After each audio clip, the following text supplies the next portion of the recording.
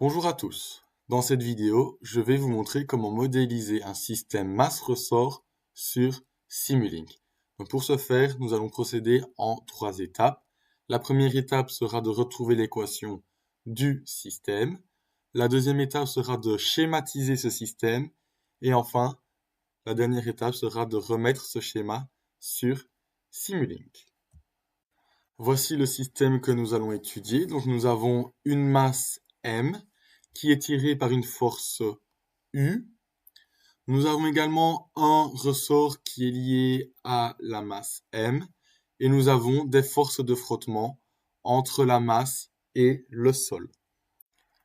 J'ai choisi comme valeur une masse de 20 kg, une constante de raideur de 5 Newton par mètre et un coefficient de frottement de 4 Newton/s par mètre. La première étape consiste à retrouver l'équation de ce système.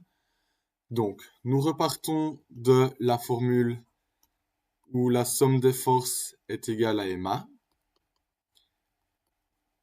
Au niveau des forces, nous avons tout d'abord la force U qui est la force en entrée. Nous avons la force provoquée par le ressort qui est opposée à la force en entrée. Donc, nous avons bien un moins. Et la formule, c'est K fois la position. Donc, la position, c'est Y de T. Nous avons également les forces de frottement qui sont également opposées à la force de traction. Donc, nous aurons moins le coefficient B fois la vitesse. Et ceci est égal à la masse fois l'accélération, donc Y'' de t. Nous allons isoler notre Y' de t, donc notre accélération, et nous avons donc 1 sur m fois l'entrée, donc fois U, moins K sur m fois la position, moins B sur m fois la vitesse. Et voici l'équation de notre système. À partir de là, nous pouvons retracer le schéma du système.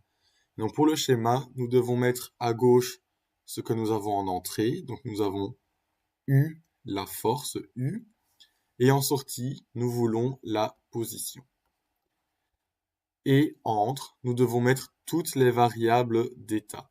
Donc nous avons déjà la position, nous avons également la vitesse, et nous avons l'accélération. Et donc, ceci représente nos nœuds. Pour rappel, les variables d'état, ce sont les variables qui décrivent notre système. Entre nos variables d'état, nous devons faire à chaque fois une intégrale, et l'intégrale est représentée par 1 sur S. Il nous reste maintenant à mettre cette équation dans le schéma. Donc, Y' de t, il vaut tout d'abord 1 sur m de U. Donc, entre U et Y' de t, on a 1 sur m. Moins K sur m fois Y de t. Donc, on part d'Y de t, on va vers Y' de t avec un coefficient de moins K sur m. Moins B sur m fois Y' de t. Donc, on part d'Y' de t, on va vers Y' de t avec un coefficient de moins B sur m.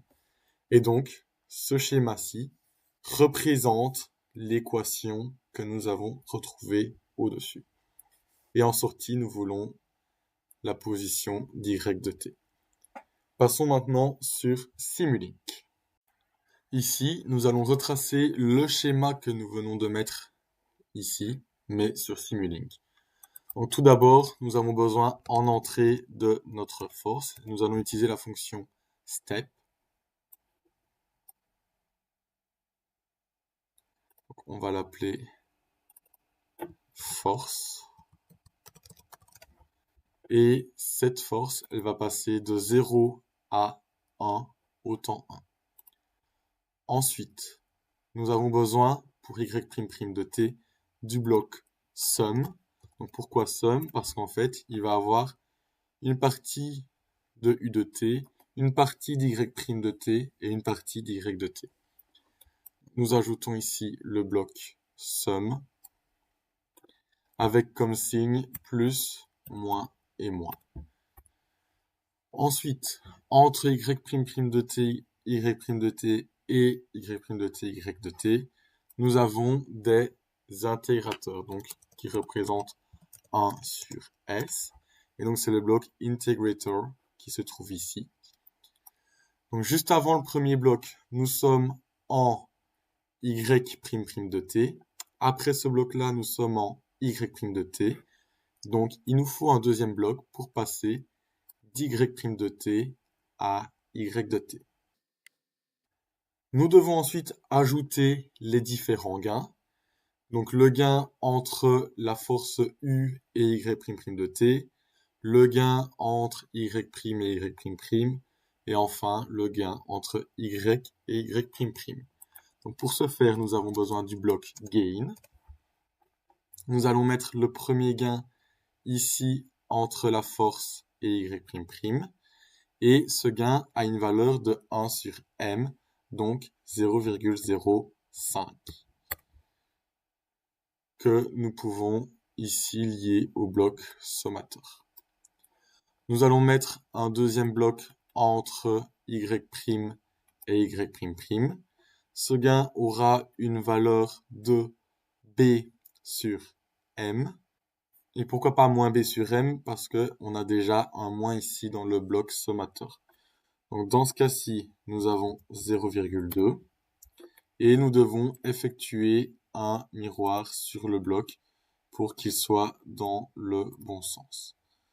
Je peux lier ce bloc-là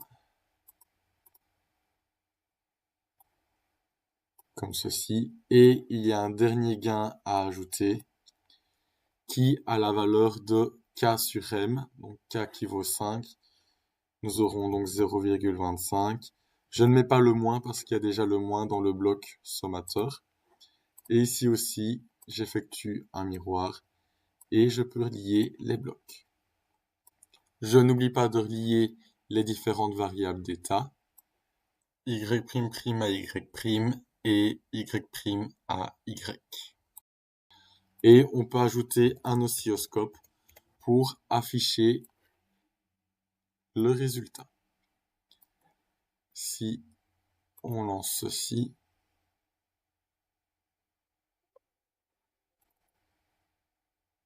nous avons ici notre réponse à un système masse-ressort.